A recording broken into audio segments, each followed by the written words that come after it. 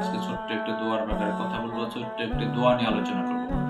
যখন আমরা রাত্রে ঘুমায় যাই, গভীর রাত্রে আমার ঘুম ভেঙে যায়, হঠাৎ করে ঘুম ভেঙে গেল, ঘুম ভেঙে যাওয়ার পরে আমি এমন একটা দোয়া আছে, যে দোয়াটা যদি পাঠ করা হয়, দুনিয়াতে যা চাইবেন এই দোয়াটা পড়ার পরে আল্লাহ পাকের দরবারে যা চাইবেন আল্লাহ তাআলা তাই পূরণ করে দিবেন, আল্লাহ তাআলা তাই দিয়ে দিবেন। আপনি বাড়ি চাইবেন, আল্লাহ রাব্বুল আলামিন পূরণ করে দিবেন। আপনি গাড়ি চাইবেন, আল্লাহ রাব্বুল আলামিন পূরণ করে দিবেন। অনেক সময় দেখা যায় যে দুনিয়াতে অশান্তির মধ্যে আছে, কেন? আমার সন্তান কথা শুনে না, আমার সন্তান আমার আয়ত্তের বাইরে চলে গেছে, আমার সন্তান আমার নিয়ন্ত্রণের বাইরে চলে গেছে, আমার বিবি আমার নিয়ন্ত্রণের বাইরে চলে গেছে, আমার সমাজ আমার নিয়ন্ত্রণের বাইরে চলে গেছে, আমার ব্যবসা বাণিজ্য, যে সমস্ত লোকগুলো আমার আন্ডারে চাকরি করতেছে, কাজ করতেছে, তারা আমার নিয়ন্ত্রণের বাইরে চলে গেছে। আপনি অর্থাৎ এই দোয়ার মাধ্যমে যে দোয়া করবেন, এই দোয়া করার পরে ঘুম ভাঙার সাথে সাথে যখন এই দোয়া করবেন, এই দোয়াটা পড়বেন, একবার পাঠ করবেন। পাঠ করার পরে আপনার যে দোয়া চাইবেন, আপনার মনের মধ্যে যা আসবে, আপনি যা চাইবেন আল্লাহর কাছে, আল্লাহ তাআলা তাই দিয়ে দিবেন। এই জন্য ভাইরা আমার, গভীর রাতে যখন ঘুম ভেঙে যায়, ঘুম ভেঙে যাওয়ার সাথে সাথে এই দোয়াটি মাত্র একবার পড়ুন।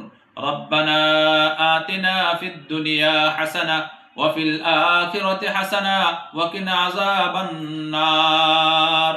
রব্বানা আতিনা ফিদ দুনিয়া হাসানা ওয়া ফিল আখিরাতি হাসানা ওয়া কিনা আযাবান নার।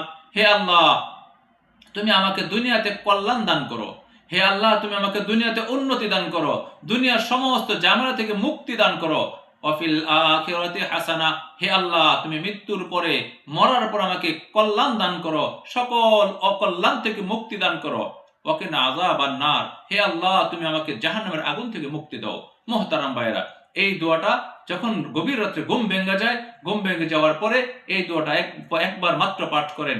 একবার পাঠ করার পরে আপনার দিলের মধ্যে যা আসবে আল্লাহ তাআলা সেটা পূরণ করে দিবেন। এই দোয়াটা পড়ার পর আমার দিলের মধ্যে যদি আসে, আপনি যদি চান, হে আল্লাহ, আমার দুনিয়াতে বাড়ি গাড়ির প্রয়োজন, এটা ফয়সালা করে দাও।